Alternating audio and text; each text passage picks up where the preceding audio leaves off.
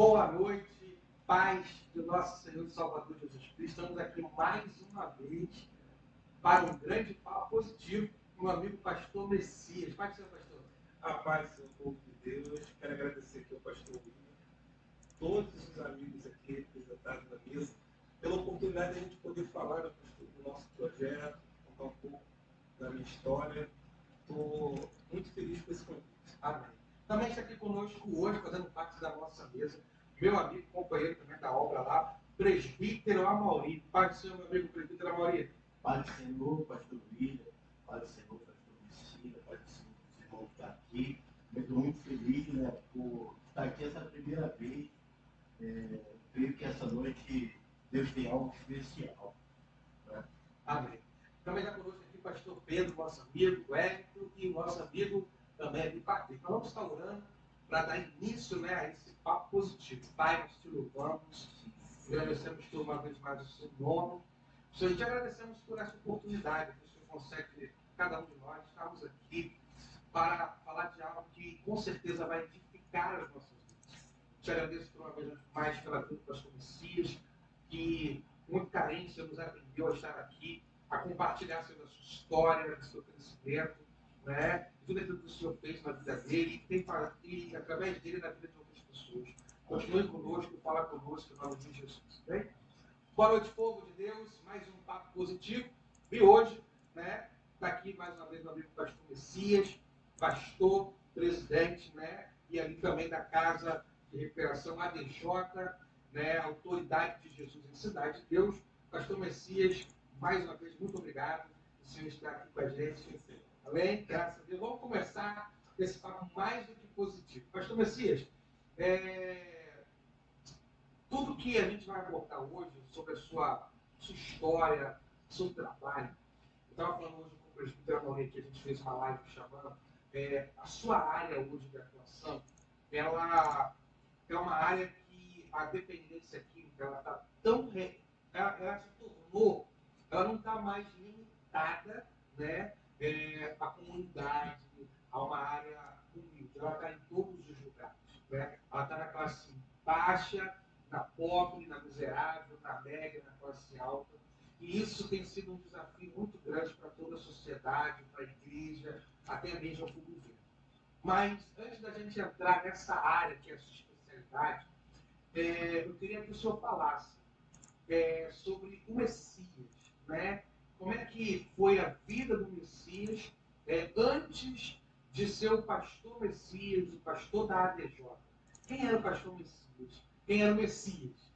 Messias foi uma criança, né? Nasci, meu pai pedreiro, minha mãe professora, me deram condição de ter uma vida como um cidadão normal, comum. Só que, infelizmente, dentro da minha casa, entrou o vício da bebida, meu pai passou a beber.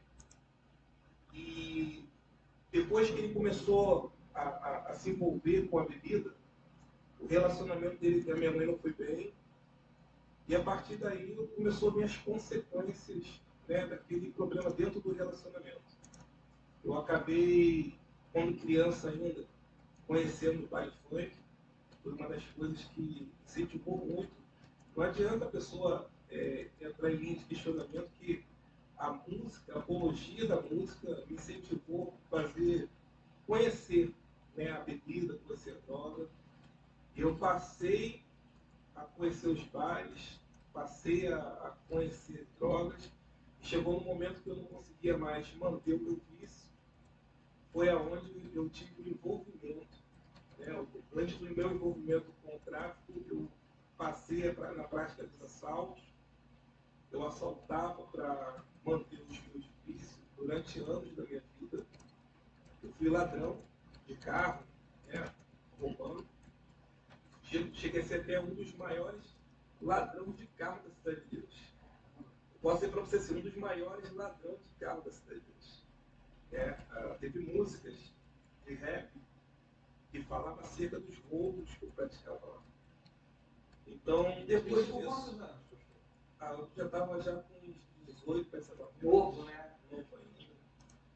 E aí eu ingressei no tráfico de droga, Fiquei um bom tempo da minha vida envolvido no tráfico, até que um dia eu saí para fazer um assalto na rua, roubar um carro. Aí fui com uma equipe, com alguns amigos, deparamos com um comboio da Getan, e aí numa intensa troca de tiro, uma coisa assim terrível, sabe?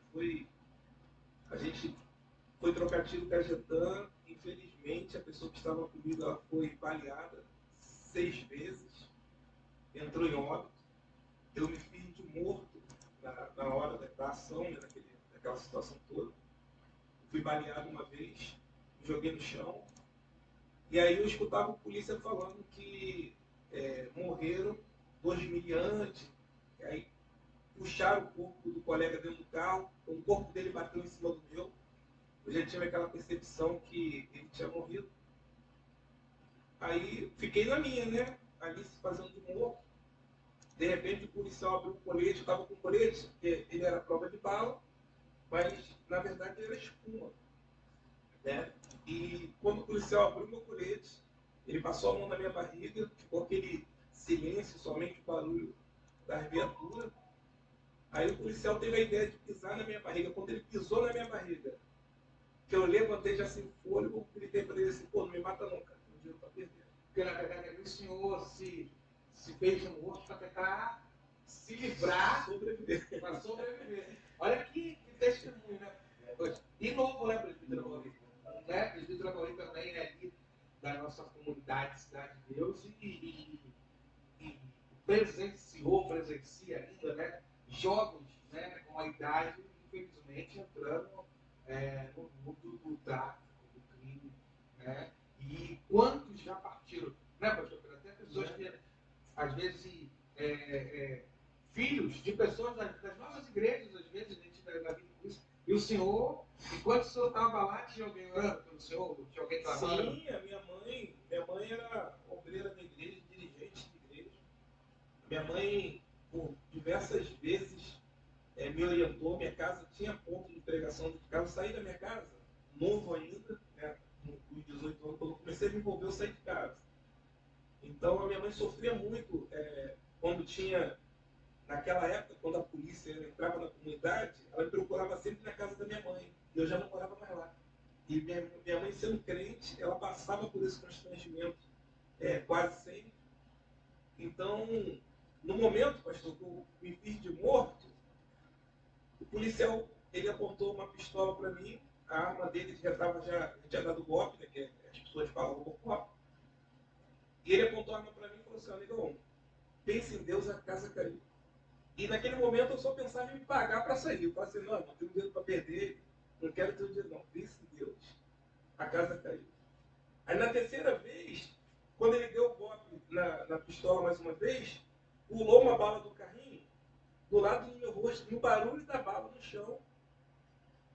Eu comecei a lembrar do culto da minha mãe, sabe, as palavras da minha mãe, dos meus filhos. Assim, eu olhei em volta, fui debaixo da linha amarela ali no aperto, eu olhava assim os prédios, as pessoas do prédio, olhando, né? Foi um olhar de despedida, assim, eu comecei a entender que eu ia morrer naquele momento, quando de repente saiu uma voz de dentro de mim gritando, me mata não em nome de Jesus. Aquele, né? Como é que fala? Aquele Grito da alma. da alma, né? Aquela última força, né? A última força. O último gatilho. Eu lembrei do Deus da minha mãe. Eu gritei, me mata não. O policial falou, o que tu falou? Eu falei, em nome de Jesus, me mata. Ele falou, tu falou o quê? Começou a escutar na região do ouvido e do rosto. Meu ouvido ficou totalmente inchado. Aí veio um outro policial e falou, leva ele de dura. Aí me botaram na viatura, me levaram e eu escutava o policial falando na viatura para mim o tempo todo, né? Ele dizia assim, rapaz, eu te matei, cara. Cara, eu te matei, meu irmão. Tu tem pacto com o diabo. Eu falei assim, não, o Deus é da minha mãe. Então, o Deus da minha mãe me deu o livramento. Naquele momento ali que eu mais precisei, a minha mãe, ela me ensinava que, independente de como estava a minha vida, ela dizia que eu tinha que estar em oração. Ela falava, você tem que orar. Quando eu ia na casa da minha mãe, ela me chamava para orar. Mesmo eu envolvido naquele criminalidade, na prática dos crimes, a minha mãe sempre me incentivava a oração. E naquele momento ali, eu não pensei em outra coisa. Naquele momento ali, o senhor estava com 18 anos, 19, por aí? Isso, ainda novo, né? Não, pastor. Já estava Não. Eu ingressei com 18. com 18. Eu estava com 33 anos. Quem pastor William? 30 anos, desculpa, 30 anos. Vale a pena assim, chamar atenção para isso, porque assim, nesse exato momento tem muitos jovens que estão nos assistindo por intermédio das redes sociais, e vale a pena chamar atenção para esse detalhe, que assim, que é uma vida ilusória, né? Quando as pessoas olham, o cara era ladrão, era isso, era aquilo, porque tem muitos jovens entrando por essa porta, né? Porque parece que é uma porta de sucesso, mas na verdade é uma porta de ilusão, né? E nessa, muitos pais têm perdido o filho, muitos pais têm perdido o filho para essa situação, né? Que vai lá, vai roubar, aí morre. Aí vai lá e o pai pegou tanto carinho. Vale a pena chamar a atenção dessa juventude que agora está nos assistindo através desse papo positivo, que isso não é uma vida que Deus preparou para nós, né? Isso dali, por causa da droga, o senhor entrou nesse caminho, mas graças a Deus o Senhor teve misericórdia da sua vida, e por isso hoje o senhor está aqui testemunhando a graça de Deus na vida do senhor, e assim, ao mesmo tempo dando a oportunidade dessa juventude ter uma escolha diferente, né, pastor? Verdade. O meu amigo, ele perdeu a vida, né? Ainda jovem.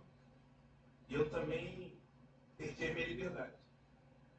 Essa porta que o senhor falou, ela me levou no caminho do cárcere, onde eu encontrei lá dentro do cárcere a depressão. Eu nunca tive essa experiência de estar preso. Eu fui preso hoje, a maior cadeia de segurança hoje do Brasil, uma das maiores é Bangu, está em Bangu, né? Então, eu passei vários sistemas dentro de Bangu. Que a cadeia, você começa passando por uma porta, você vai passando por várias carceragens até chegar à sua liberdade. Eu passei em Neves, Bangu Centro, depois eu fui para o Edgar Costa, depois do Edgar Costa, antes do Edgar Costa, eu fui para o Vicente Piragibe, depois do Edgar Costa, fui para a rua. Então, passei por diversos presídios, passei por diversos momentos que eu tive depressão, longe da minha família, momentos assim que você não consegue desabafar, conversar, momentos assim, terríveis. Então, o final, para quem vive esse caminho, né, ou é ter um encontro com Deus como eu tive, ou é atravessar esse período de cadeia, ficar aleijado, ou morte. É verdade. Sabe por que eu estou frisando esse ponto, pastor? Porque assim, a gente mora na comunidade, e assim, a referência que a gente tem, que os nossos jovens têm, é o que? Quando ele olha aquela situação, parece que é sucesso, poder. Então tudo isso atrai a nossa juventude. E se não tiver algo para poder mostrar para essa juventude que isso é uma vida de ilusão, entendeu? A gente vai continuar perdendo os nossos jovens. Então eu acredito que assim, esse bate-papo positivo também é para alertar, entendeu? Esse jovem que agora está nos assistindo. Porque também foi por intermédio, assim, de eu ter essa vida como uma vida ilusória, que eu também ingressei também numa situação igual a essa. De repente o senhor não sabe, mas vou aproveitar essa oportunidade. Meu primo era o falecido Valquí, né? Então eu tinha facilidade. Então quando eu olhava para o meu primo, entendeu? Com aqueles fuzil, com aqueles negócios todos, aquilo ali, poxa, me dava uma sensação de ter poder. E ter poder naquele momento, olhando daquela forma, era bom, era algo bom para mim. E, conclusão, aquilo me levou também a um presídio, a uma cadeia. Mas eu louvo e agradeço o nome do Senhor, porque pelo menos eu tive a oportunidade de ir para uma cadeia. Ezequiel vai dizer que assim, fazer uma cadeia, porque a terra está cheia de espírito de sangue e a cidade está cheia de violência. Deus me concedeu a oportunidade de estar dentro de um presídio, para que dentro daquele presídio eu pudesse parar, refletir e ver que o caminho que eu estava caminhando era um caminho de morte, porque estava tudo preparado para poder arrancar minha vida. E eu creio que assim, a graça de Deus, a misericórdia do Senhor foi tão grande na minha vida, como foi também na do Senhor, que me deu essa oportunidade de eu parar, raciocinar e fazer uma escolha que agrada o coração de Deus, para que hoje eu pudesse estar aqui nesse bate-papo positivo aqui com pessoas agradáveis. Estamos aqui hoje mais uma vez no Papo Positivo, quarta-feira, ao vivo, juntamente com o pastor Messias, né, da ABJ, ali, né, a Autoridade de Jesus na Cidade de Deus. E o pessoal está chegando aqui na live, graças a Deus, tem bastante pessoas ao vivo com a gente, compartilhando essa live e acompanhando, né, o que o presbítero está falando sobre a juventude, né, sobre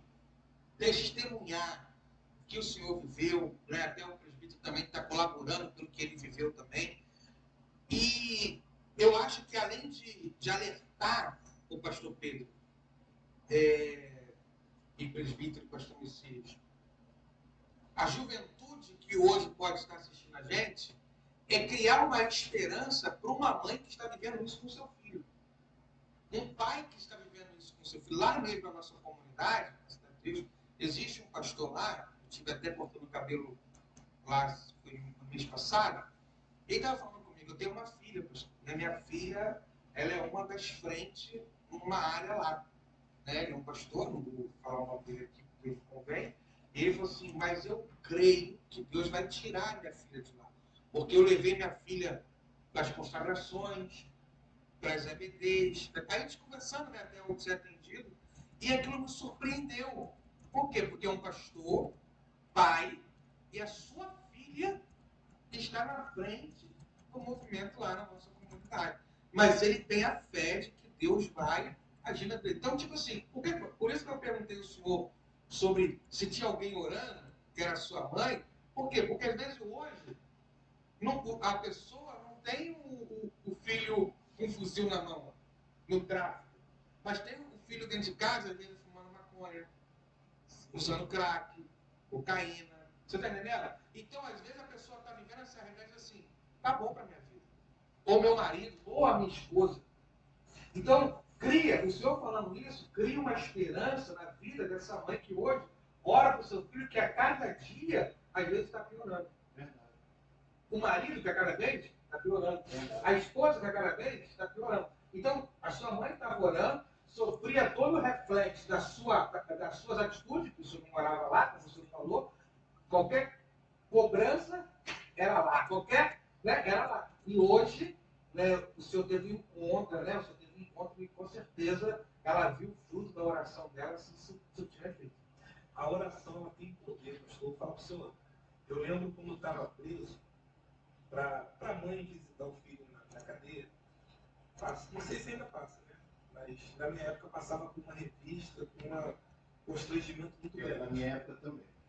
E eu dizia para minha mãe assim, mãe, não vem aqui, porque eu vou sair, eu vou dar continuidade, eu escolhi essa vida. Eu não estou aqui enganado, foi a minha escolha. Eu falava isso para minha mãe, e a minha mãe dizia assim, não, Deus falou comigo que você é homem de Deus. E a minha mãe, sabe, eu olhava para ela falando aquelas coisas, eu não conseguia me ver dentro daquilo que a minha mãe dizia, assim, de um Deus sair dali para a igreja, sem igreja. Só que a minha mãe, ela sempre passava essa fé para mim. E uma das coisas que hoje eu tenho o maior orgulho da minha mãe é que eu movimentei muito dinheiro nessa época. E eu tentava ajudar ela de todas as formas, mas ela nunca aceitou esse dinheiro. Então, ela muito, né? Ela focava muito na minha alma. Precisava. A minha mãe, assim, a minha família sempre foi humilde. Eu acredito que no meio dos meus irmãos eu tive uma condição, sabe, assim, movimentei muito dinheiro. Dentro da nossa realidade, né? Quando eu falo muito dinheiro, é dentro da nossa comunidade ali. Eu tive condições de comprar casa, comprar carro. Então, a minha mãe, ela vivia um pouco a linha pouco acima da linha da miséria, vamos dizer assim. Eu fui criado dentro de um barraco. Eu morava, eu e meus irmãos, né? Eu e mais 4 irmãos, e tinha um rato lá que parecia um gato. Um rato gigante. O rato, ele era um cômodo, a gente dormia no chão. A gente dormia, né? Hoje eles falam, né? De valete, né? Dormia no chão e muitas das vezes a gente acordava com esse rato andando dentro de casa. Então a minha mãe disse que ela sempre teve uma vida humilde, mas era aquela pessoa que levava o evangelho com muita seriedade. Sabe? Ela dirigia o culto, no altar ela pregava que Deus ia curar, libertar, que ia fazer acontecer, e do lado de fora eu roubando, matando, destruindo. Ou era o contraste da pregação dela. Mas nem por isso ela deixou de crer. Ela continuou fazendo a obra ali, ela continuou, ela dizia, eu não aceito. E a minha mãe não desceu a sepultura antes de me ver crente. Uma vez, quando eu saí, né, da cadeia, eu procurei ajuda. A minha esposa, o que me motivou a ir para a igreja foi a minha esposa, ela me visitou dizendo que ela estava dentro de um centro de recuperação, até pelo que ela passou aqui fora, né, na época, quando a UPP ela tomou a comunidade Cidade de Deus, a BOP entrou lá dentro da minha casa, deu uma coça na minha esposa. E assim, a minha esposa veio carregando alguns traumas também, a minha prisão fez um. E acabou que ela procurou ajuda no centro de recuperação, estava vivendo a prostituição, no vício, vida destruída. Ela teve um encontro com Deus numa igreja. Pode falar com Deus. Lá na igreja do pastor Marco Pereira, lá em Edson, de Meriti. E aí ela procurou ajudar, ela se internou. Ela me visitou na cadeia, levou uma Bíblia para mim. E quando eu cheguei na cadeia, na grade tinha um dizer, né, escrito no papelão, era um salmo. Aí eu olhava para aquele salmo, todo dia dormia, acordava na cadeia, olhava para aquele salmo, estava escrito Salmo 118, versículo 18. E aí eu li aquilo dali todo dia e entrou no coração. O Senhor me castigou severamente, mas não me entregou à morte. Eu já sabia ele de cabeça. Aí a minha esposa foi na cadeia levar a Bíblia para mim. Eu peguei a Bíblia e falei, vou ler o quê? Aí eu olhei para o salmo, eu falei, vou ler aquele salmo. Aí no versículo anterior, 17, diz assim, não morrereis, mas vivereis e contareis a minha vitória. Por isso hoje eu estou aqui. E Deus me livrou, me guardou naquele momento. Então, eu adquiri, né, a fé da minha mãe. Quando eu saí da cadeia, eu procurei ajuda lá onde ela estava. Eu me internei no centro de recuperação, subi no centro de recuperação. Eu fui gerado dentro do centro de recuperação. Lá no centro de recuperação, eu tirei a minha habilitação, fiz curso profissionalizante lá. A igreja me aproveitou para coordenar um grupo de 150 homens. Eu tomava conta tanto da parte da igreja como da parte do sítio que a igreja tinha. Então, eu coordenei durante 5 anos o projeto do pastor Marco Pereira. E um certo dia, eu saí do centro de recuperação, né, logo no início, quando eu aceitei Jesus, assim, uns 6 meses mais ou menos. Eu fiquei um ano e pouco, que a gente não podia sair para lugar nenhum. Aí, em 6 meses, eu pedi ao pastor, precisava só ir lá ver a minha mãe, dar um abraço nela, eu saí de cadeia, vim direto para cá, saudade da minha coroinha e tal, o pastor, vai lá, dá um abraço e volta. Ele tinha medo, né? Ele queria que eu criasse raiz, que eu ficasse firme. Aí eu vim, terno, gravata, entrei lá dentro de casa, no corredor, minha mãe disposta, fazendo a comida. Aí vim, dei um abraço nela por trás, aí falei no ouvido dela, ela sabia que era eu, né? Ela, Messias, está fazendo o que aqui, Messias? Não está lá na igreja, não tem que sair de lá não, Messias. Quando ela virou, que me viu de terno e gravata, que a gente ficou um bom tempo sem se ver, a minha mãe quase infartou. Começou a falar em mistério, e minha mãe, Deus é fiel, meu Deus é fiel. E aquilo ali, meus olhos, assim, foi tomado de lágrima. Foi um momento para mim, como ser humano, um dos melhores momentos da minha vida. Vai ficar gravado, né? Para sempre. Foi esse momento. Então, assim, eu voltei para o centro de recuperação, lá fiquei 5 anos, ordenando, e lá eu aprendi a fé. Lá eu aprendi a fazer evangelismo na cadeia, trabalhar com resgate também, pessoas são levadas para a morte, pessoas são julgadas no tribunal da morte, muitas das vezes a gente vai lá, faz apelo, consegue tirar algumas pessoas. Pastor Messias está aqui conosco hoje no Papo Positivo, quarta-feira, na bênção. E esse Papo Positivo é um programa que nós temos o apoio, né, da nossa igreja, né, ministério, onde eu tenho o privilégio, a honra de ser pastor, né, ali no Ministério Profético Rocha do Fogo, na Cidade de Deus também.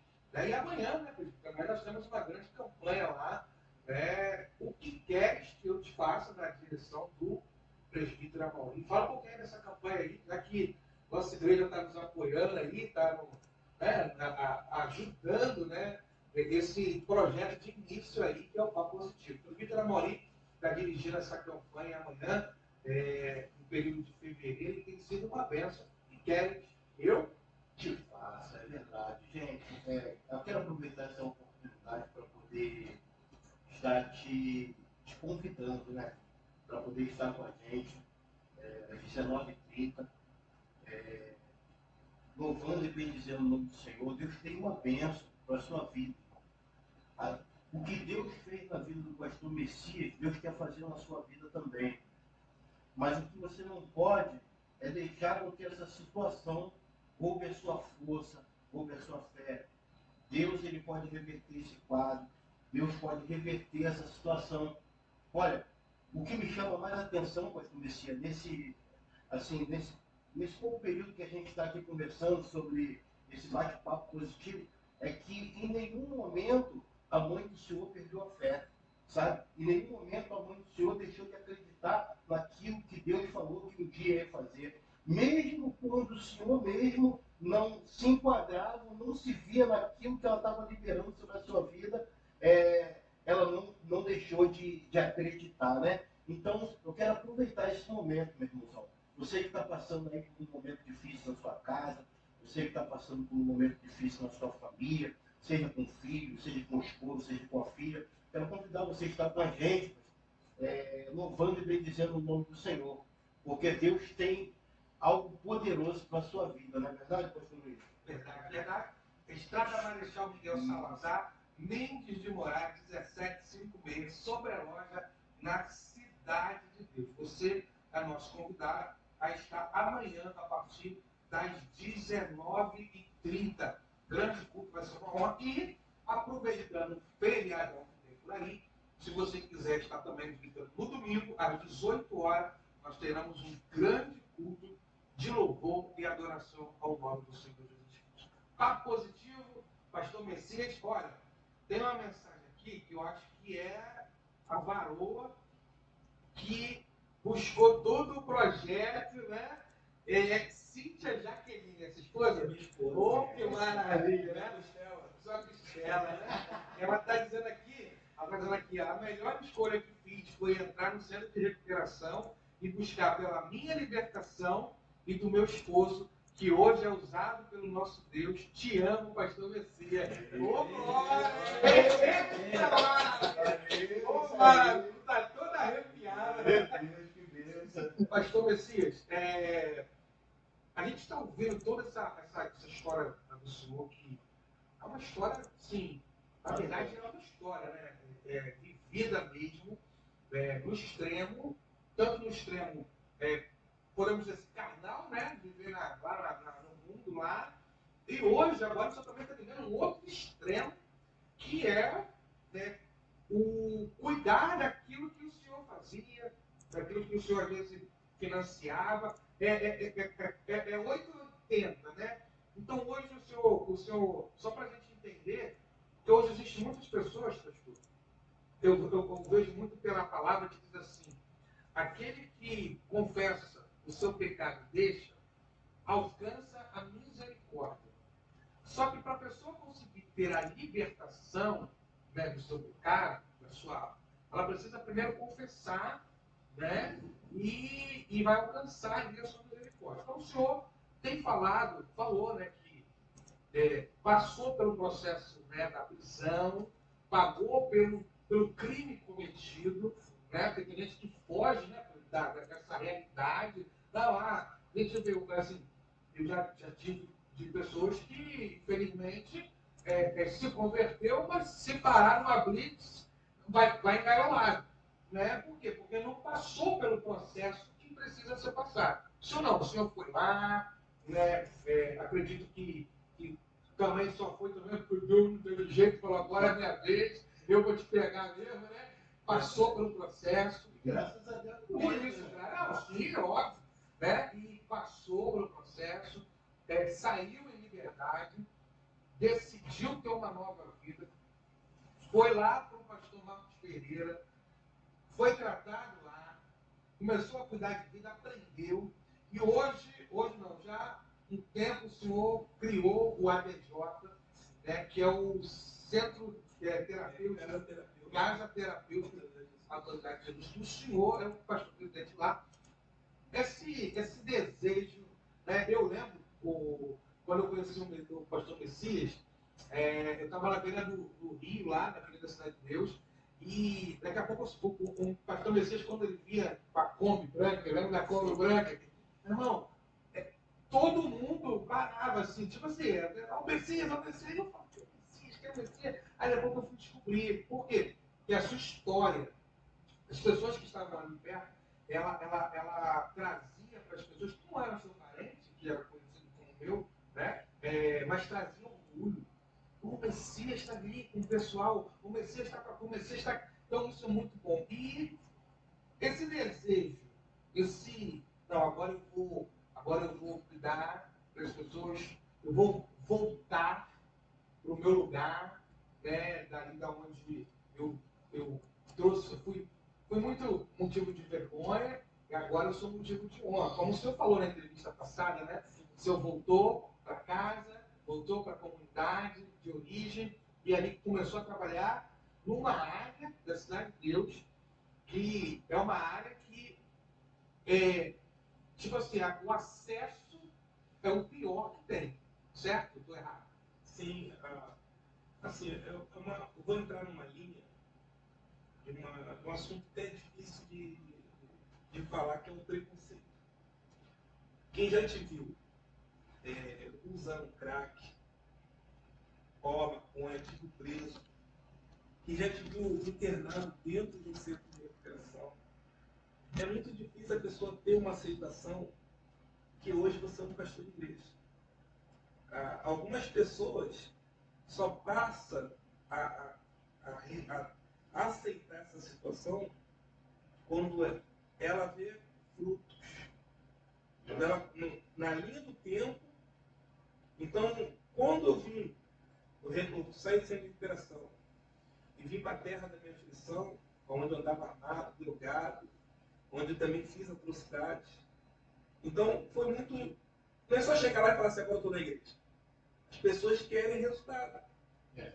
Então, quando eu vim com a finalidade de desenvolver um trabalho, mas a minha intenção era abrir um ponto de pregação, trabalhar mais no sentido de igreja. Só que eu deixei um legado lá atrás. Esses 5 anos que eu trabalhei com muitas famílias. Muitas pessoas passaram pelos meus cuidados lá atrás. Então, aqui na cidade, eles começaram a me procurar, a família me ligando, olha, meu filho teve uma recaída. Olha, pastor, fiquei sabendo que você faz um trabalho bacana, você está por onde? Vou enviar um... Começaram aquela procura, eu coloquei uma pessoa dentro de casa, no primeiro tinha 30 homens na parte de baixo da minha casa, morando comigo 30 homens dentro da minha casa. Aí eu ganhei um espaço, eu fui para a rede social, comecei a pedir tijolo, areia, cimento para construir. Até que eu conheci um pastor chamado Hugo Milhões, lá de São Paulo. Ele me ligou e falou, pastor, queria conhecer o teu trabalho. Posso ir aí? Eu falei, pode. Ele veio lá de São Paulo, pegou avião, veio de Uber, aí entramos com ele na comunidade, chegou lá dentro da igreja, estavam os irmãos dentro da igreja sentados, ele estava num espaço só pequeno. Aí ele olhou assim e falou assim, meu pastor, quantas igrejas você tem? Eu falei, ó, só tenho essa daqui. O senhor tá. Ele, aqui é a igreja? Eu falei, aqui é a igreja. Aí ele falou, e o centro de recuperação? Eu falei, também aqui. Então você só tem esse espaço para ir para ele assim, aqui é sede matriz. Aí ele olhou para mim, aí foi e nem aquela passagem da Bíblia. Eu lembrei do terreno que eu tinha, mas que eu não tinha recurso para fazer. Eu peguei e falei para ele, olha, eu tenho um terreno. Ele disse, você me leva lá? Eu te levo. Aí ficou ele no terreno. Quando chegou no terreno, o pastor Munhoz olhou para o terreno, olhou para um lado, olhou para o outro. Aí eu falando, ali vai ser cozinha, ali banheiro, aí só prato. Aí ele botou a mão no queixo assim, aí pegou o telefone, ligou lá para São Paulo, lá para a igreja dele, e falou assim, rapaz, não tem aquele pastor do resgate que a gente posta nos vídeos aí? Ele tá falando, não tô ouvindo. Ele, rapaz, o cara tem uma igrejinha pequenininha com 30 homens dentro. Ele me trouxe no terreno aqui, não tem nada, rapaz. O cara consegue fazer esse trabalho sem nada. Aí ele virou para mim e falou assim, pastor Mercedes, você tem ideia de quantas pessoas eu tenho sobre o meu cuidado? Eu falei, não. Eu tenho umas 300. Eu tenho mais de 50 carros à minha disposição para fazer a obra. E nós somos fãs do seu trabalho. A gente fica vendo o seu trabalho, os seus vídeos. Eu falei, eu vou lá passar uma semana, lá um período com ele lá. E chegando aqui, você me mostra aqui. Aqui, eu estou aprendendo a fé. Não precisa de dinheiro para desenvolver o trabalho deles. Aí ele olhou para o terreno e falou, olha, você vai fazer o que aqui? Eu expliquei para ele, onde é a loja de material de construção? Aí, a loja de material de construção do Júnior... É do lado, né? Não, ele era lá perto do campo do Vasco. Aí eu levei lá. Aí foi lá, comprou material. Aí fizemos uma parte estrutural. Rapaz, Deus é tão bom que ele trouxe a loja do Júnior e botou do lado do nosso projeto. Nosso projeto hoje é vizinho de uma loja de material de construção. Deus abençoou o Júnior também. Aproveitar aqui, que eu sei que o Júnior ele vai participar dessa live. Agradecer, Júnior, o crescimento dessa obra, tudo que a gente fez naquela obra ali. Eu quero agradecer a você, a sua esposa, pessoas que nos deram voto de confiança, cedeu a laje para pagar os custos, material para pagar os custos. Foi um ser humano muito bom. E gratidão por tudo que você fez. Poxa, que coisa boa, hein?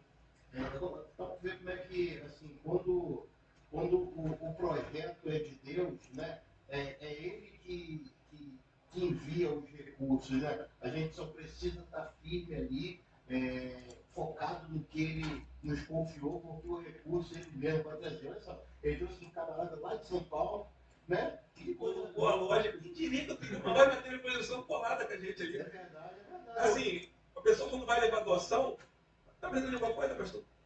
Dá 1 metro de areia, já é do lado. Não precisa nem, Assim, né? é o próprio Deus. É verdade, é verdade. Deus é fiel com a gente.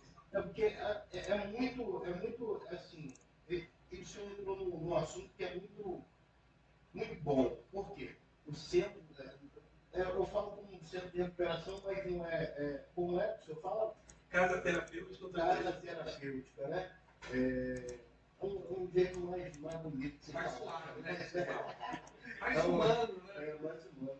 Assim, a importância, né, pastor? Nessa casa terapêutica, a quantidade de homens que tiveram já as suas famílias restauradas, né? Homens que passaram por essa casa, que hoje estão vivendo de uma maneira íntegra, na verdade, como aquele endemoniado de Gadara, né? Teve a condição de voltar para a sua família, né? Então, eu acho muito importante as pessoas saberem da importância dessa casa de recuperação, que na verdade é uma casa terapêutica, né? Então, isso é muito bom, porque eu também sou fruto de uma casa terapêutica, né? E para honra e agora do nome do Senhor, eu estou aqui, entendeu? Olha só como é que Deus fala. Conhecido como burro.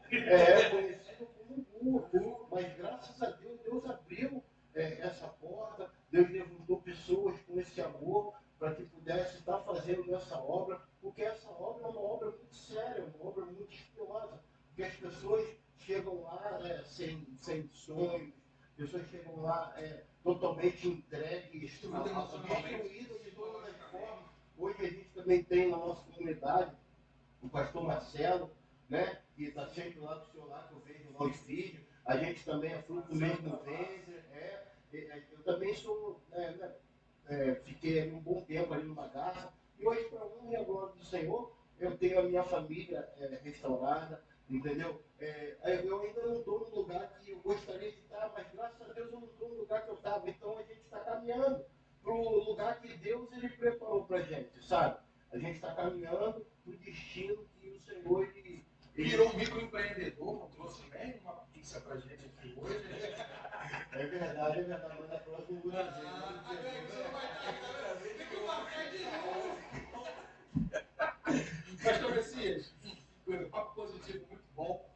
E tem pessoal aqui, é tudo povo teu. Daniel Braga. Daniel Braga, meu filhão, um beijo no coração. Isso aí. Maria Chagas. Marina Chagas. Marina, isso. Eu tô ficando velho que ela não enxerga direito. Posso falar da Marina? Pode. A Marina, a gente foi fazer um casamento de duas pessoas que estavam em tratamento, né? Um homem e uma mulher. E aí a gente conseguiu a doação com a missionária Marina, através de um amigo que apresentou ela. E ela deu todo o processo do casamento, assim, vestido, roupa, bolo, a festa.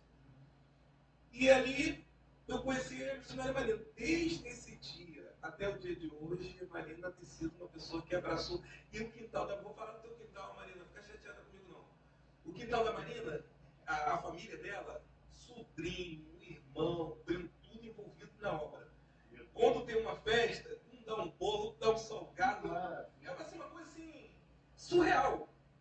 Então, né? Uma coisa boa. Para os aniversários dos irmãos, o irmão faz aniversário, a missionária comemora aniversário dos irmãos. Os aniversários não, ela mora na Taquara. Mas Marina é playboy, era nobre da missionária. Ó, Daiane Braga. Minha filhota. A filha dele também está aqui, ó. Mandou um ultimato aqui, ó. A filha dele também está presente e é muito orgulhosa do pai incrível que é. E principalmente porque é usado por Deus, cara. Maravilha, é uma tribo.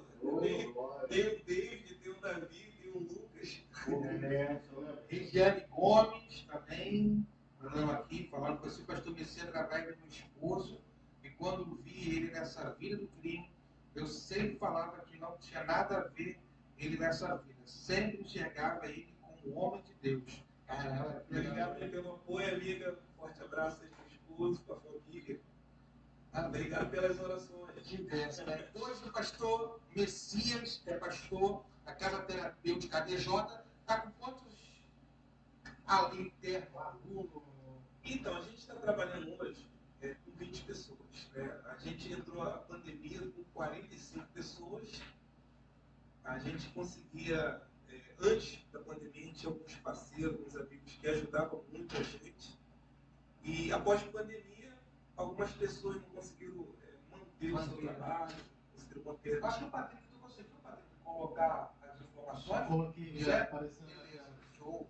Então, eu coloquei uma meta de 20 pessoas, claro que a gente recebe mais de 20, mas a nossa meta é 20 pessoas, e quando bate 20 pessoas, eu começo a direcionar os projetos parceiros.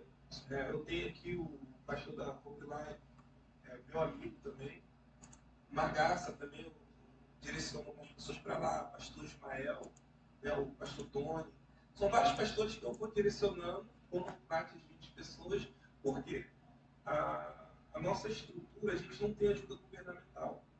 Eu, quando vou numa igreja, eu não cobro para pregar na igreja. Eu peço um espaço para me pedir a alimentação. Olha, você que pode doar uma cesta básica, um arroz, feijão. Você que pode dar um botijão de gás. Você que pode abençoar com uma cesta básica. Então, eu não cobro, eu só peço a oportunidade. E também a gente bate de porta em portas também. A maneira da gente sobreviver lá é pegar o carrinho e andar pela comunidade. Desde já quero agradecer a toda a comunidade Cidade de Deus que abraça esse projeto, nos dando um quilo de arroz e feijão, Vila Sapê, Gardênia, todas as comunidades no entorno da comunidade, quando a gente bate na porta, eles sempre prontos aí nos ajudando, nos dando alimentação, nos ajudando com doação de roupa.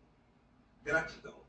Hoje isso é tão importante, né, pastor? Porque assim, é uma obra com a importância importância dessa, né, que é uma obra de restituição de vida, de famílias, né, de restituição de sonhos, projetos, que infelizmente é destruído através da droga, do alcoolismo, do tráfico, não é verdade?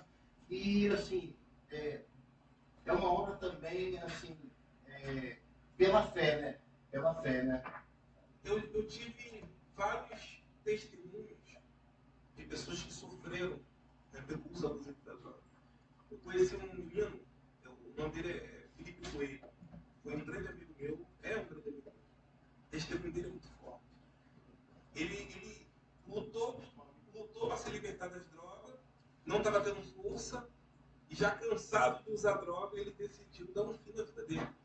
Ele tomou veneno, ele ficou em coma, foi para o hospital, ficou em coma, mal.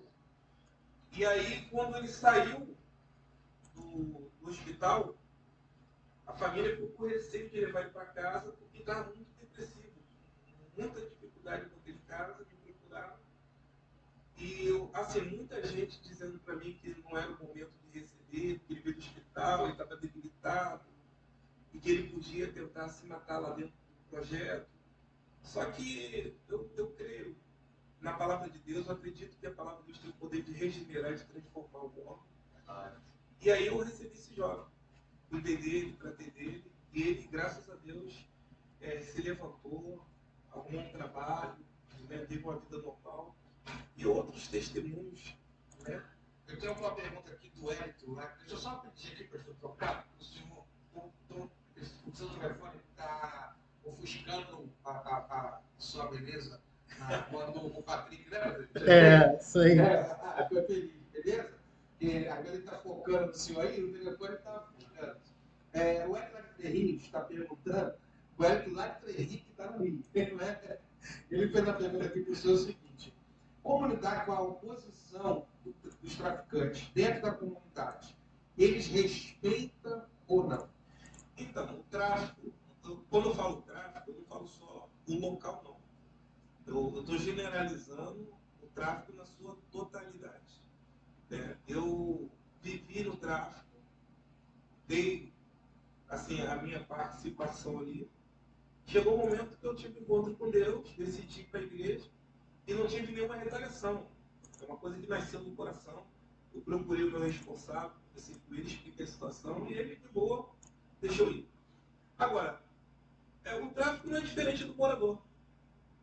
Se eu faço um trabalho, dentro desse trabalho eu vou agir de uma forma errada, tanto eu como os irmãos, isso vai atingir a comunidade diretamente, porque o morador vai se sentir enganado. A pessoa que está ali levando 1 quilo de arroz, está ofertando, está ajudando, a pessoa se sente enganada por um projeto que não está tendo um compromisso com a sociedade. Então, tanto o tráfico como a comunidade, eles abraçam o trabalho como o trabalho é sério. Se eles tiverem uma percepção do trabalho é sério, o que é um trabalho sério? O tráfico, eles vendem a droga deles, têm a vida deles, você é da igreja, você vive a sua vida cristã. Eu não posso chegar aqui no tráfico e pedir 1 quilo de arroz, 1 quilo de feijão, 1 quilo de gás, porque assim, eu tenho a minha vida, ele tem a vida deles. Eu tenho que passar essa informação para eles que eu vivo da fé. E aí eu vou ter o respeito. É quando eu vou fazer um resgate. Quando se associa, você perde o respeito. O tráfico já não consegue ver você como uma pessoa, um cidadão do céu, porque você toda hora vai ali, pede uma telha, pede uma porta. É difícil acreditar no trabalho desse que só pede. Então, assim, eu, quando vou fazer um resgate, a pessoa está na mão do tráfico, eu chego ali, tá? Claro que aquela pessoa que está para morrer, ela tem que ser, eu tenho que ter um olhar de prioridade para ela. Mas eu não posso esquecer o que está no entorno. Muitas das vezes Deus permite essa situação para você evangelizar o traficante. Então, quando eu chego lá, automaticamente o ambiente da boca de fumo muda. Por quê? Eu vou apertar a mão dele, vou evangelizar ele, vou falar de Cristo para ele, né? E a partir daí, ele já vai entender que a minha visão ali não é somente tirar o rapaz dali, é o evangelho numa totalidade. Eu estou indo ali, desculpa até a colocação é chuva, né? Eu estou atirando para todos os lados. Eu tanto posso ganhar o traficante como posso ganhar o cara que está ali naquela situação. Então, A minha visão ali é entrar como evangelista. Então, não tem um olhar do tráfico. O tráfico ele não mexe com a igreja, ele não mexe.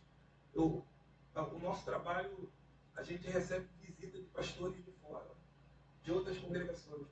Eu nunca tive problema com o tráfico de acessibilidade de levar uma pessoa lá. Eles não querem problema com a igreja. O problema deles é com as pessoas que usam a igreja de uma forma para se promover, fazer coisa errada. Ele não vê o senhor como alguém que possa prejudicar como é que fala? O trabalho deles. Não existe isso, né? Se você, você está tirando meus clientes. Não. Por quê? Aí vamos lá. Por que eu estou falando isso?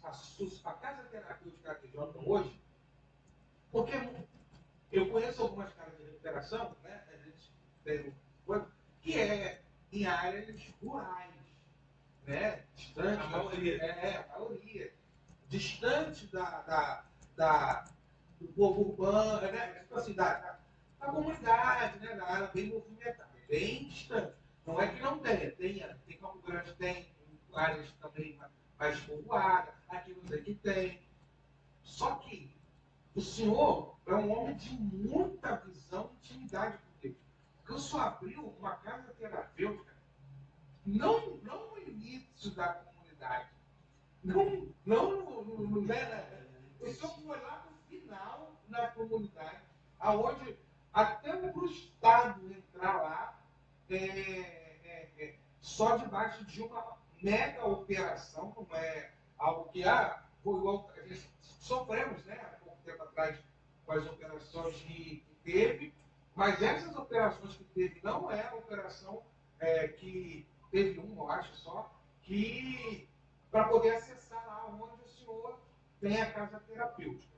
A pergunta que eu acredito, não só eu, mas muitas pessoas que vão ouvir, estão assistindo agora, é o seguinte: é possível recuperar pessoas com uma casa terapêutica dentro de uma comunidade onde em volta tem acesso livre ao uso de drogas?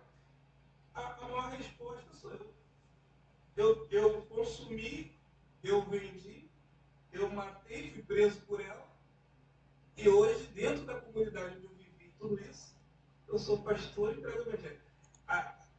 O traficante, ele está ali vendendo a droga, mas ele está obrigando ninguém a fazer o uso dela. Ele fica ali parado, com a boquinha dele, vai ali como ele quer. Eu não consigo entender que o traficante ele pode olhar para a igreja com o olhar de que a igreja está tirando o lucro da venda, ou está dificultando o trabalho dele. Não, pelo contrário, eu era traficante, hoje eu estou morrendo. Esse evangelho que eu prego é para o traficante se converter. Se tem traficante aí participando, cadê ele? Olha, tem que se converter.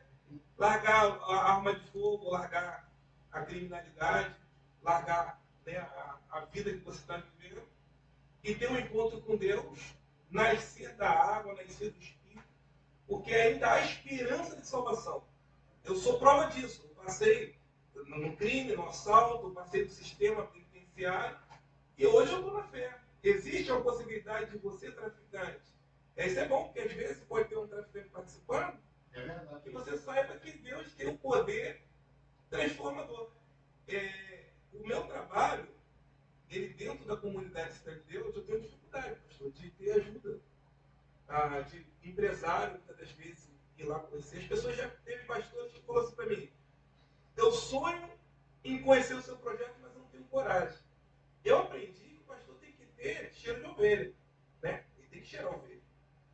Então, é necessário que Deus levante pessoas, porque da onde Deus me tirou e aonde Ele me colocou nessa Deus, eu posso colocar aqui que não tem lugar difícil para mim.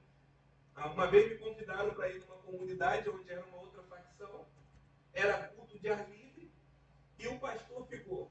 Veio um pregador lá da Cidade de Deus, um ex-traficante, um pregador, e começou a cercar um monte de bandido assim do lado, tudo me olhando de cara feio, armado, que era outra facção, e aí veio um irmão e falou assim: rapaz, o cara lá da Cidade de Deus, o pessoal está olhando, eu falei, irmão, vai ganhar fogo. Quando eu peguei o microfone, eu virei e falei, irmão, sou cidadão do céu.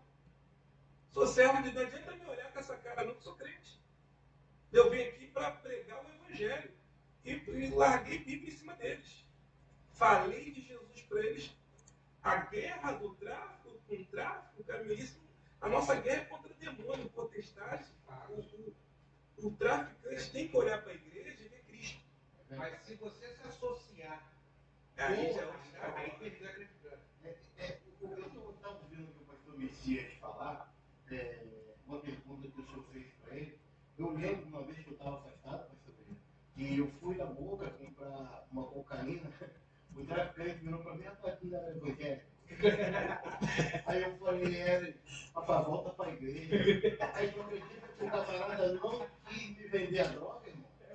Eu não quis me vender droga. Então, é assim, para eles não entra nesse detalhe que, pô, já porque o centro de recuperação é menos viciado. Não, pô, não, volta para a igreja. Eles sabem que Jesus é o melhor caminho, sabe? Tem muitas pessoas que estão no tráfico que estão afastadas do Evangelho, conheceu, sabe quem é Jesus, do poder que Deus tem, mas infelizmente está vivendo aquela vida ali. Mas eles têm temor, rapaz. Pode ver que quando chega em alguns lugares, pastor, eu acho que assim, o senhor tem até propriedade para falar disso, como o senhor viveu ali um período muito longo ali com o pastor Marcos. E quando eu estava na Água Santa, eu vi o pastor Marcos entrar lá também. Eu falei, rapaz, eu nunca vi isso, camarada levitar, eu fiquei olhando para ver se tinha um dedo, alguma coisa ali. O cara sair do chão. Então, eu acredito que é uma obra séria. Mesmo ali naquele sem ter entendimento de nada, eu vi, pô, não é possível o cara sair do chão. Então, assim, o senhor tem muita propriedade para falar sobre isso, de que, assim, em algumas comunidades que vocês chegavam, para poder evangelizar, os bandidos colocavam os fuzis, assim, no paredão, para poder receber a oração. Isso daí é sinal de respeito, de temor, por mais que a vida que estejam vivendo, não é verdade? Sim. Olha, eu vou fazer uma consideração aqui. Isso foi uma estatística minha, tá? É uma questão pessoal. Eu fiz uma estatística das pessoas que passaram comigo no centro de recuperação e alguns pontos que eu evangelizei.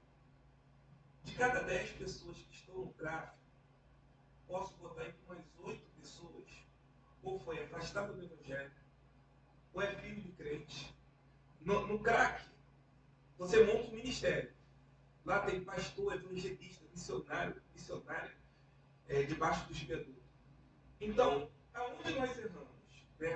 Eu estou 14 anos trabalhando com reabilitação. Aonde nós erramos? A gente tem que trabalhar a parte das crianças dentro da igreja, dos jovens. A igreja tem que criar meios de direcionar ainda crianças, jovens, pessoas para fazer cursos, aprender profissões. A igreja tem que dar toda a assistência para aquela pessoa que está começando o seu primeiro trabalho, está iniciando a vida progressa. Então, infelizmente, como igreja, falando na totalidade, a gente não teve esses cuidados. É que nem quando a pessoa cai na igreja, quando ela vamos botar assim, a pessoa caiu num adultério, caiu numa prostituição, caiu num vício. Aí, geralmente, o que as igrejas fazem? Exclui. Aí, vai lá no meu projeto, lá tem um pastor, tem um evangelista, tem um obreiro. Por quê? A pessoa, enquanto cantava bem, pregava bem, que ela tinha uma utilidade para a igreja abraçava aquela causa. Quando ela começa a ter problemas, o descarte. Então, hoje, que a gente vai encontrar na boca de fundo, nessas guerras que está tendo, esses problemas, os confrontos, a maioria é tudo afastado do evangelho. Você vai fazer um evangelismo e acontece realmente o que o senhor está falando é real. Eu cansei de entrar dentro de boca de fumo para fazer resgate de pessoas que foram levadas para a morte. Chegar lá, o traficante fala assim, tem como fazer uma oração? Aí ele faz uma oração, daqui a pouco ele pega e fala, pô, eu fui da igreja já. Ele começa a contar a vida dele com Deus, e, pô, falando um monte. Olha, se tu fica impactado, mas a verdade é que nós erramos porque não visitamos aquela pessoa que saiu da igreja, julgamos quando aquela pessoa teve aquele... Eu fui uma pessoa que no meu início, eu pratiquei esses erros. De, não quero levar você na minha igreja não. Eu já cometi esses erros. Só que com o tempo vai nos amadurecendo. O tempo vai fazendo a gente valorizar as pessoas. Hoje eu sinto falta de muita gente que passou comigo. Hoje, às vezes, quando eu estou sozinho, eu até choro por algumas pessoas que passaram comigo. Então, a igreja ela tem que voltar ao primeiro amor, às primeiras obras, resgatar essas pessoas que estão à margem da sociedade, que são pessoas que faziam parte da igreja. Valores que a gente perdeu, né? Pessoas preciosas. Então, o que acontece hoje? A gente dá sequência aqui. Pastor, hoje, como eu falei nas chamadas que a gente fez, antes de iniciar o papo positivo, infelizmente,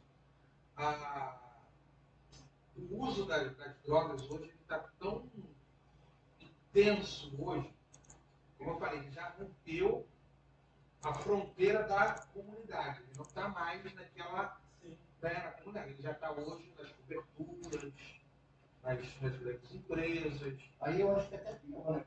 Não, sim. Mas qual é a pergunta que eu queria fazer para o senhor? É possível identificar uma pessoa que está fazendo uso de droga no início? Por quê? De repente agora a mãe que vai assistir, o pai, uma esposa, o marido, às vezes, como é que eu vou dizer assim, não está entendendo o comportamento que seu marido está vivendo, está tendo, seu filho. E às vezes, já tá no caminho. Sabe, é aquela coisa que está no início. Já tem como resgatar. Existe, tem como a gente pegar. A droga, ela sinaliza. A pessoa consegue identificar. A minha mãe, quando eu era novo, assim que eu comecei a fumar maconha, eu passava pela minha mãe, eu abaixava a cabeça, eu não fixava mais os olhos dela. Até que um dia eu fui passar por ela e falou assim, deixa eu te fazer uma pergunta, você está usando droga? Eu falei assim, não, e comecei a sentir por isso. Você está usando droga assim? Porque a droga, ela muda o seu comportamento. Né? Eu, quando comecei a usar droga, eu comecei a falar gírias. Eu já não queria mais brincar com meus colegas que brincavam com aquela brincadeira de quando eu era mais novo, né? De parar na fila ali para ficar conversando e tal. Não, eu já queria era outro estilo de roubo, então assim, a droga ela te diferencia. Cria um mundo novo. Cria um mundo novo. Então, e o comportamento, após, quando você se torna uma pessoa viciada, a droga ela tira a paz que aquela pessoa tinha de sentar no sofá, né, junto com a família, de ver uma programação na televisão. Ele já está procurando fulano, ciclano, ligando. Já são outras, né? Já são outras. Então, tem como identificar. Quando a pessoa entra no centro de reabilitação, quando a pessoa está com abstinência, eu consigo ter essa sensibilidade. Porque a pessoa que está com abstinência, geralmente ela começa a limpar um monte de coisa, varrer, ela fica ansiosa, ela começa a botar defeito nos outros. Esse irmão é chato, aí você já vê o cara sempre tranquilo. Agora eu já olho assim, eu já sei o que é, aí o que eu faço?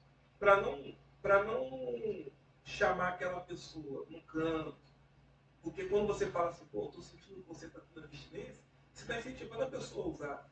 Então o que eu faço quando eu tenho esse sentimento?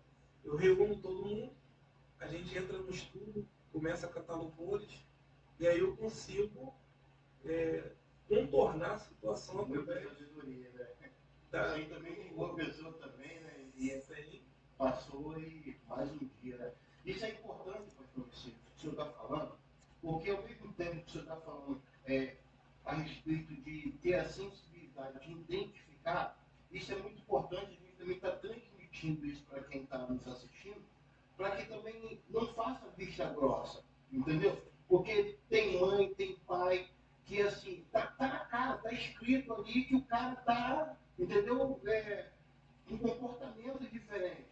E assim, é hora de impor ali a sua autoridade responsabilidade de pai, de mãe, e investigar mais a fundo e, ó, poxa, porque às vezes está no começo e tem como resgatar, entendeu?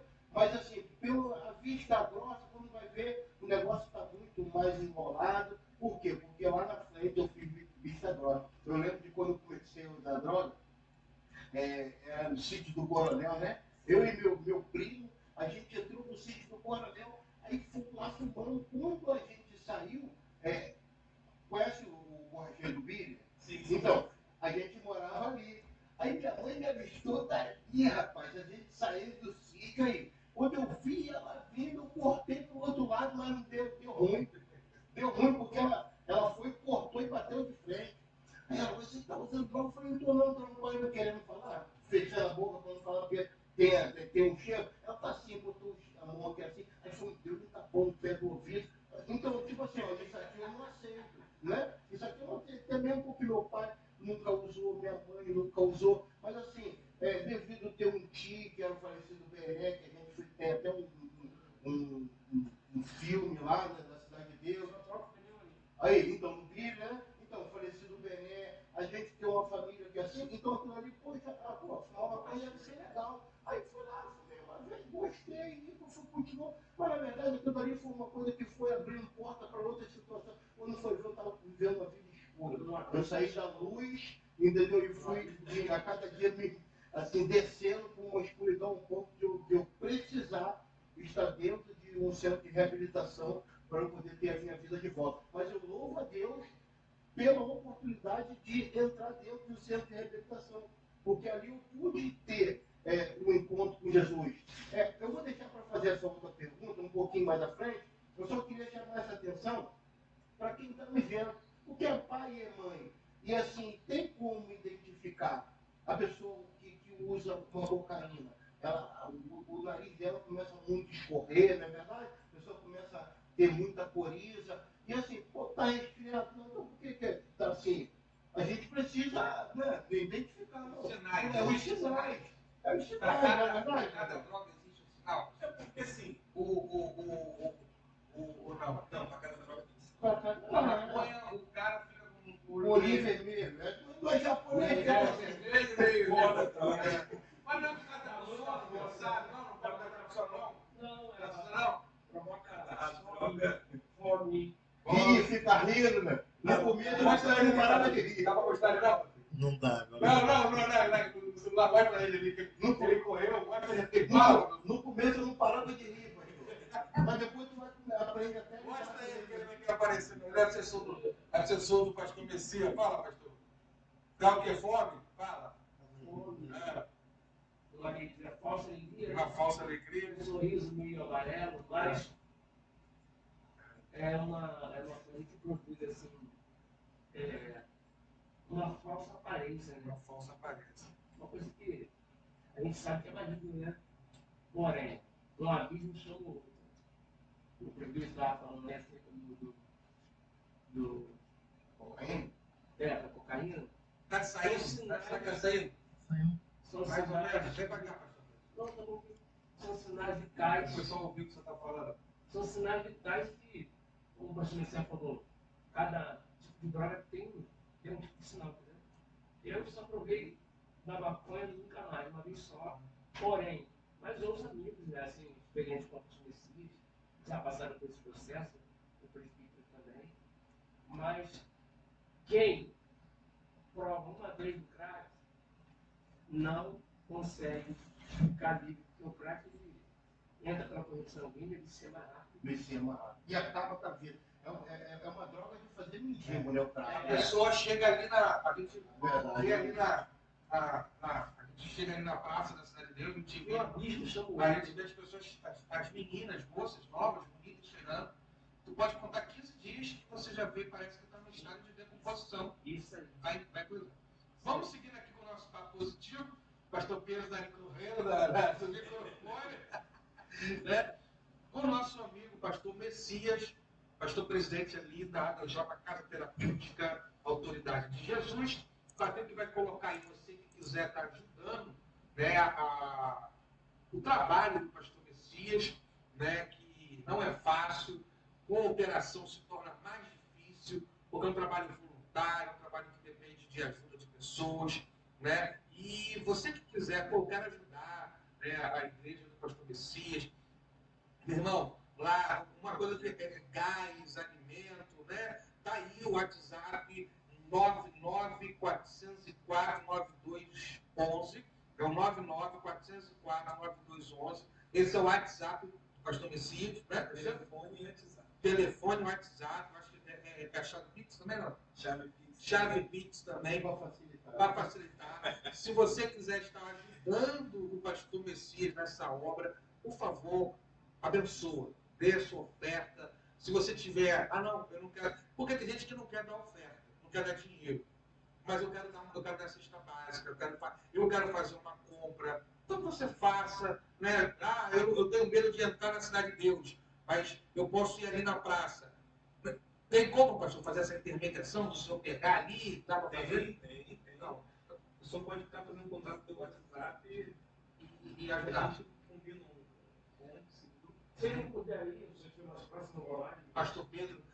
Pastor Messias, ele cuidou tanto de gente, eu não estava na pauta, mas eu queria falar um pouquinho aqui, porque o senhor teve acho que foi há 4 anos atrás, ou 5, o senhor veio como candidato. Sim, né? E a sua. Posso falar? Posso. Pode, Eu falei, eu acredito que o seu desejo de vida, eu não acompanhei o período que o senhor se candidatou, mas era mais para que o senhor pudesse ter acesso a caminhos, a meios para continuar ajudando pessoas, né? O senhor desistiu desse projeto, ele ainda está em, como é que se fala? O senhor que é o assessor dele, né? Como é que está esse projeto aí, pastor? Olha, foi uma grande experiência, porque eu não tenho vida política, nunca fui político. Eu fui do Vinha Convite, na época do pastor Heron, junto com o pastor Pedro. É o conselho de pastores da Cidade de Deus. Tinha um grupo de pastores que me convidaram para tomar um café. Falaram para mim que o trabalho que a gente fazia lá tinha uma visibilidade que podia, né, a comunidade podia abraçar, porque a comunidade elege alguém, a comunidade consegue fazer. Então, era uma possibilidade muito grande de eu ganhar essa eleição. Então, a gente se alinhou ao partido. Infelizmente, o partido, ele não, devido à pandemia, ele não honrou os compromissos, né? Me deixou sem caixa de som, sem papel para dar, me deixou numa situação precária demais, não tive nenhum apoio financeiro para a gente poder fazer essa campanha. Eu recebi, a ajuda que eu recebi foi uma ajuda de início de campanha, o valor total aí se resume em R$10.000. Para trabalhar. Mas, assim, a ideia o projeto ainda existe, o senhor pretende vir, ou algo que o senhor não é para mim, não dá? Então, essa eleição agora passada, né, a ideia era, como o pastor Pedro foi uma pessoa que muito me ajudou, era lançar o pastor Pedro, a candidato estadual, federal, né? Estadual, Aí acabamos não lançando, não fazendo. A gente acabou ajudando outro candidato. Agora fica aquela questão. Se o pastor Pedro não vir, eu venho. Eu vou respeitar a ordem, porque é a vez do pastor, e o pastor tem esse pastor Pedro. Rapaz, eu ia nas igrejas apresentar pastor, eu fui num culto, pastor. Lá no Bato Bom. O pastor me chamou para pregar. Aí fui lá, né, e falei, pastor, vamos lá comigo lá para te apresentar um pastor. Ele está sentado comigo. Só que ele não falou nada. E eu estou ali sentado com ele, eu falei, vou te apresentar o pastor. Rapaz, quando chegou a hora de eu pregar, eu ia falar, o pastor me chamou lá na frente, o pastor falou assim, ó, ali está sentado também o pastor Pedro, esse homem que cuidou de mim. Ele foi pastor do pastor que me convidou para pregar. Ele não falou nada. Eu não consegui apresentar, eu andei a campanha toda com o pastor e não consegui apresentar ninguém para ele. Pastor, eu queria só aproveitar também, já que for falar daqui acerca da política, existe uma possibilidade sim de eu vir. Não está no meu coração, mas existe a possibilidade porque muita gente gente está pedindo para me vir. Existe essa possibilidade. Eu quero agradecer aos 812 pessoas que votaram. Eu precisava de 5 mil, pastor. Eu fiz 812 votos porque nem na Cidade de Deus eu consegui fazer uma campanha decente. Né? Eu tive dificuldade de papel, de material, como falei aqui, mas eu tive aí o apoio de amigos da rede social, familiares. Pô, você pegar 812 pessoas e colocar numa fila para votar é muita gente. Eu percebi que eu não estou só, né? Tenho 812 amigos. Eu sou um desses 800 aí. Eu não sei em qual fila que eu estou aí, mas eu cumpri com a minha promessa lá. Né? Não, com certeza. Porque eu acredito no seu trabalho, eu acredito no que o senhor está fazendo. Eu confesso, quando a gente conversou aqui na primeira vez, eu creio que Deus, esse projeto que nós estamos aqui com a Positivo, nós cremos que ele vai dar frutos, não frutos de pessoas, frutos que não tem como, quando a gente fala de frutos, não tem como dizer de oportunidades, de portas, que se abrirão. E eu creio que a ATJ vai ser uma das pessoas que nós vamos ter o carinho e a responsabilidade de, quando os frutos virem, a gente repartir esses frutos e reconhecer a importância. Por quê? Porque são vidas. Porque eu preguei isso lá na igreja, um dia desse, eu falei assim, a gente nunca tem tempo para visitar o irmão que está doente. Porque a gente está trabalhando, a gente está estudando, mas quando o doente é nosso, a gente reclama quando o outro não vai. Quando o doente é minha esposa, aí eu paro, eu saio cedo do trabalho, eu falto, né? A gente nunca dá valor à casa de recuperação, até o nosso filho passar pelo problema da dependência química. Aí quando, isso é normal, acontece, pastor, você conhece alguma casa de recuperação? O meu amigo, meu primo, meu sobrinho, meu filho, aí a pessoa vai dar valor. Então, a nossa igreja na Cidade de Deus, eu vejo ali o desafio que é, né, de estar ali na praça, né, principal da Cidade de Deus, e querer fazer, e querer ajudar, e querer somar na vida daquelas pessoas, e ter muitas dificuldades realmente, porque hoje é o extremo, você querer e você ter condição de fazer. Então, eu não tenho condição, mas eu sei que tem alguém que tem. Então, vamos abençoar, vamos ajudar essa pessoa que tem, que é hoje ali o mais próximo de nós, é o pastor Messias da ATJ, entendeu? Que está ali cuidando de vidas e humildemente não fecha a porta, mesmo tendo a quantidade que é o suficiente para poder atender, apoie e envia para outros lugares, né? Então, pastor, eu quero, assim, agradecer o senhor, desejar sucesso, né? Deus continue abençoando a sua caminhada, continue abençoando a sua família, o seu ministério. Se amanhã, depois, lá na frente, sua intenção é voltar, né? Porque eu acredito que, como homem de Deus que o senhor é, o seu interesse, de repente, entrar no meio público da política é para poder ajudar as pessoas, né? E só que eu quero te dizer o seguinte, Deus, é um tempo novo para todos nós, e com certeza é um tempo de colheita também. Nós vamos começar a colher muitas coisas boas, né? E Deus vai colocar pessoas no seu caminho, no seu ministério, que soma, que semeie, que ajuda, para que essa obra não pare, que essa obra continue, em nome de Jesus. Né, presbítero? Com certeza, com certeza.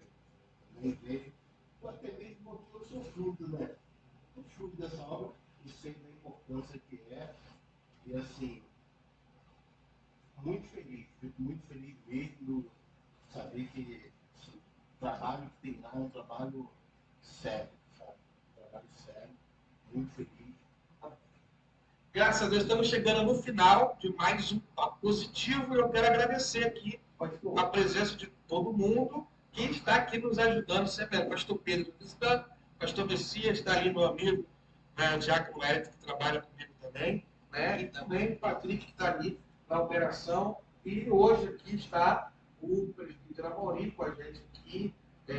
Semana que vem vai estar o evangelista Sérgio, junto comigo nessa mesa, mais um entrevistado, mais um parceiro, somando com esse Papo Positivo. Presbítero Amorim. queria deixar terminar esse papo positivo sem, assim, fazer a pergunta. A minha esposa, na verdade, né? Ela fez uma pergunta aqui, com a entrevista Viviane, até mesmo porque ela está trabalhando com isso. Só posso fazer uma pergunta, claro. coisa rápida, nosso pastor? E diz assim, eu conheci o pastor Messias através do Facebook. Sempre acompanhei o trabalho do pastor. Gostaria de saber como é resgatar, resgate dessas pessoas que estão na vida, no vício. E quais são os primeiros passos e medidas com o indivíduo que é resgatado. Ela é uma evangelista e assim, ela também está fazendo esse trabalho lá no nosso igreja. Então, ela queria saber assim, como os primeiros passos a se tomar com essa pessoa que é resgatada do vício, entendeu? Então, a pessoa, quando ela, tanto a gente quando vai na rua, busca a pessoa, ou quando alguém traz, a gente tem todo o cuidado de não deixar essa pessoa sair na rua sozinha. A gente desenvolve muito trabalho de estudo em cima dessa pessoa. É que nem hoje. Hoje, nosso projeto está visitando uma igreja. Eu dei prioridade para os que chegaram mais recentes e visitar essa igreja. Os mais antigos, eu deixei na casa, porque está sempre nessa saída. Então, eu procuro ocupar o máximo tempo. Na verdade, é o seguinte: a pessoa, quando ela fica dentro de um projeto, pega a pessoa, coloca a pessoa no canto, e a pessoa não tem uma atividade, ela tem 1 milhão de pensamentos dela. Então, a gente tem que ocupar todo o espaço, e eu moro no centro de educação. E diferente do que separa a minha casa do projeto é uma parede. Então, pela manhã, a gente faz estudo junto. Durante o dia, eu consigo administrar, direcionar algumas pessoas, e à noite a gente cultua junto. Então, eu acredito que estar perto é o melhor caminho para o tratamento de uma pessoa, um recém-chegado. Maravilha. A presença, né? O tratamento presencial.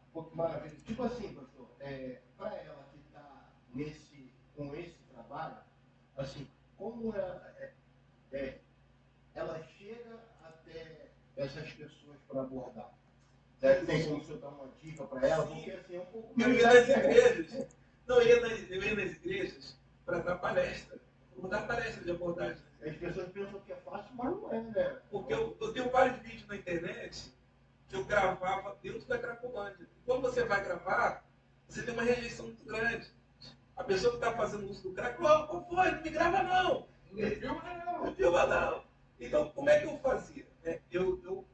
Para mim fazer uma gravação, desenvolver um trabalho, eu ia 3 dias para Cracolândia. Eu levava o café, levava o almoço, fazia oração. Então, eles conseguiam ver o trabalho, a intenção do trabalho. Aí, quando chegava lá no 3º dia, eu virava e falava assim para eles assim: olha só, tudo isso aqui que eu estou dando é título de doação, as pessoas estão me doando. Eu preciso trazer para as pessoas para onde está indo o material que estão dando. É necessário fazer uma gravação. Se você não quer aparecer na filmagem, você vai para o cantinho ali, e aí eu ia lá e fazia a filmagem. Então, primeiro eu fazia tipo uma introdução, é que nem os trabalhos que eu faço de resgate. Eu resgato gente dessa, mas tem vídeos que eu não gravo. É livre de transparência. Eu tiro, pego o cara que está morrendo na boca de fumo. Tem lugares que eu não consigo gravar. O traficante não quer que grave. Então, a gente vai lá, faz uma evangelização, explica que aquele vídeo ali é uma forma de evangelizar, é uma forma da pessoa ver o estado que ela está e o que Deus vai fazer na vida dela. Então, quando eles têm esse entendimento, que o vídeo não vai prejudicar a boca de fumo, não vai prejudicar quem está fazendo uso da juventude, não vai trazer problema para a comunidade, não tem problema. A questão é, você tem que ir primeiro, fazer aquela introdução. Primeiro você vai lá, faz uma evangelização, depois você vai e faz o trabalho. Conhece o território, né? Faz aquele estudo. Pastor, como o prefeito fez uma pergunta aqui, me remeteu uma outra, e eu não poderia deixar também de fazer. A gente tem muito centro, casa terapêutica para homem. Só que As mulheres estão dominando, né, essa área hoje. E os lugares para receber essas mulheres, e bom, eu, pastor, não conheço. Existe um projeto, um desejo do Senhor trabalhar com as mulheres. Eu lembro que quando eu estive lá na última vez, o Senhor estava começando a criar uma possibilidade de Não, cheguei a trabalhar. Chegou a trabalhar, não. Quando eu estive lá, o Senhor estava começando ainda, né? Não, pastor, eu vou começar a receber algumas moças para a gente tentar recuperar. Existe um projeto de o Senhor voltar para tratar, porque, vamos falar a sério de Deus, a maioria do que está lá são mulheres. E como é que a gente faz com essas mulheres que quiser sair de lá? Pastor, eu comecei um trabalho feminino, assim, existe um tempo para todas as coisas. Eu acredito que ali eu, assim, fiz fora do tempo. Porque eu tinha um espaço físico, eu peguei aquele espaço, eu dividi e coloquei varão e varoa. Então, assim, isso eu consegui construir muita família. A proximidade gera um sentimento. Eles estão, assim, a pessoa é que nem o preso, né? O preso pensa na liberdade. Então, eles querem construir uma família. E é muito difícil lutar contra o sentimento da pessoa. Então, o fato da proximidade, uma parede dividir, eu tive muitos problemas de relacionamento.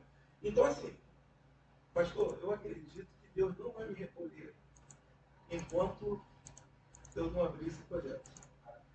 Que Deus te abençoe, Senhor.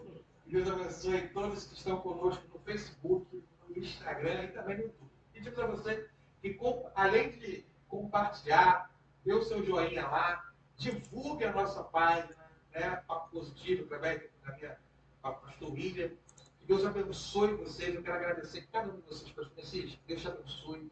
Abençoe o seu trabalho, pastor Pedro. Muito obrigado também por estar aqui assessorando o pastor Messias. Que Deus te abençoe. Meu amigo Prefeito Amorim também. Que Deus te abençoe. E amanhã estaremos lá na nossa igreja para mais uma campanha. O que queres que eu te faça. Amém. Que Deus te abençoe e fique na paz. Até quarta que vem. Papo Positivo.